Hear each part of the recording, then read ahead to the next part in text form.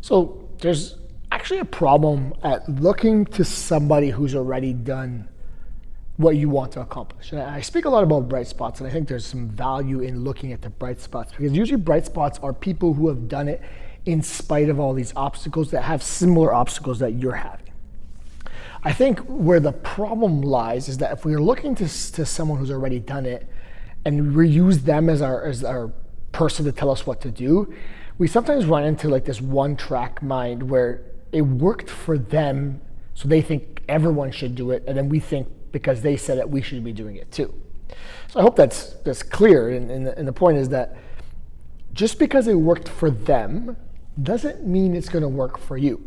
Now, you want to look for somebody who's got the same issues as you or challenges. Let's say they have the same amount of kids, they're maybe also working full time, they're traveling for work, whatever it is.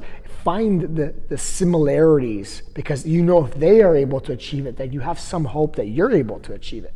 Where the difference might lie is that the details might change a little bit, but you can brainstorm and talk to them and figure out what needs to be done. But you shouldn't be going up to people and say, hey, I like the way that is. Can you tell me how you got that? I mean, if we look at someone as their body composition, for example, oh, can I get your calves? Some people are just genetically blessed to have the calves, so they play a certain sport when they're younger and happen to have calves now, and they don't do anything to get them now. It just happens, right? I mean, that's the same as somebody who tends to hold a little bit less body fat or even more body fat. There's differences in things that they don't even control. So there's a problem with looking to people to say, okay, I got to do what they did because it worked for them, and it might work for you. But the problem will always be if you ask these people, especially people who haven't really taken it a step further to learn to understand a little bit better, they'll just say, do what I did. Cut out your carbs. It works for me.